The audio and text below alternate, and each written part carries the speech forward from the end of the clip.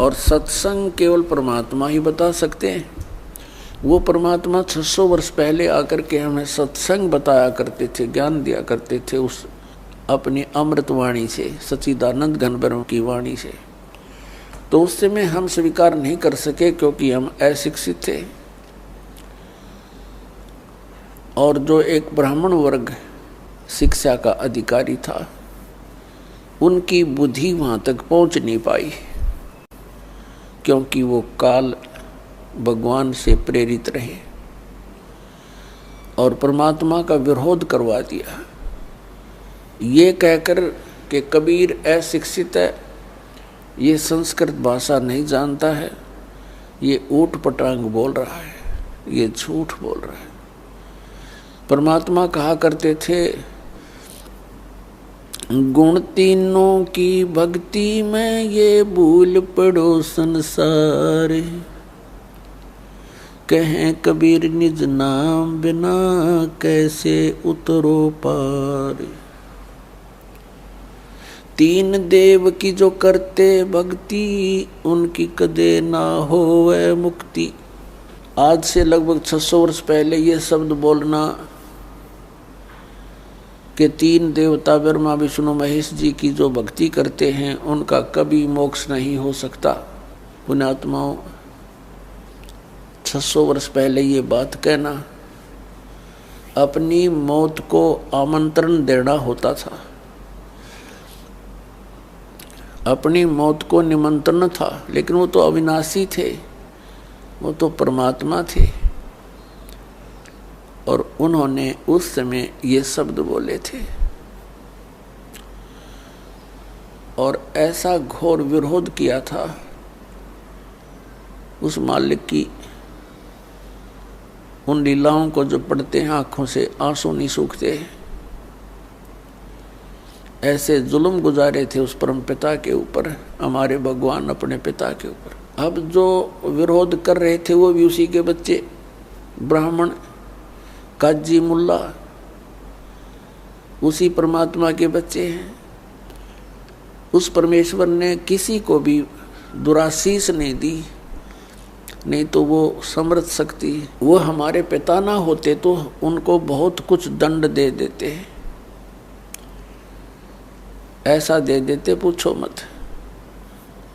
जैसे एक बार गोरखनाथ जी के साथ मजाक कर दिया किसी ने और उसने इतना गुस्सा उठा, वह मंडली थी उसके साथ 400-500 की, उसने एक शब्द उच्चारण कर दिया कि खड़े हैं वो तो पत्थर बन जाएंगे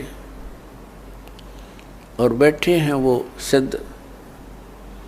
खड़े ज्यादा थे, बैठे थोड़े, जितने खड़े थे वो सब पत्थर की मूर्तियां बन गई।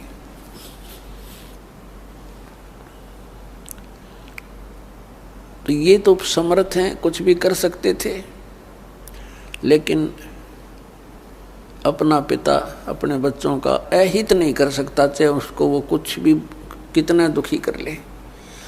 इसलिए उस परमेश्वर ने किसी को दुराशीष नहीं दिया, कोई श्राप नहीं दिया, क्योंकि वो समर्थ थे।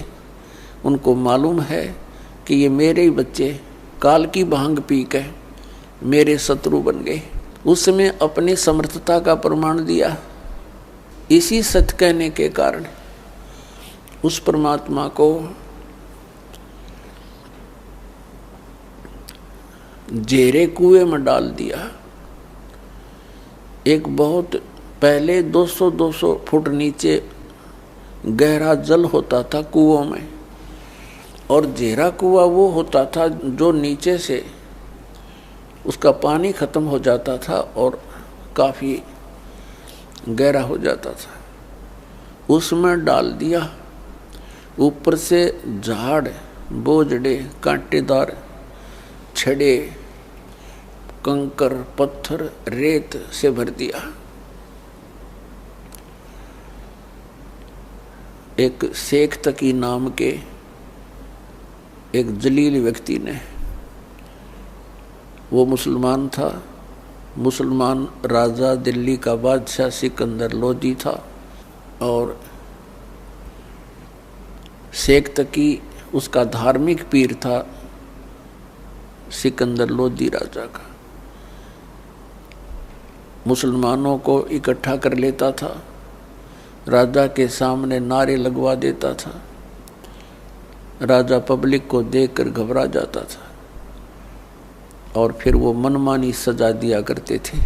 कबीर परमात्मा कुएं में डाल दिया, भर दिया पूरा,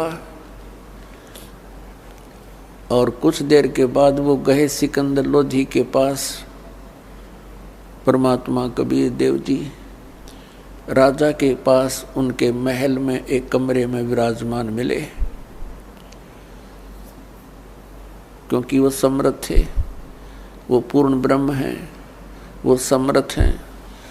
लेकिन उनकी लीलाओं को देखा जाता है, पढ़ते हैं तब रोंगटे खड़े हो जाते हैं। हमारे पिता हमारे हित के लिए आए थे, हम उनके शत्रु बन गए। तो उस समय हम अशिक्षित थे। अब परमात्मा ने सबसे पहले ये रजा बख्शी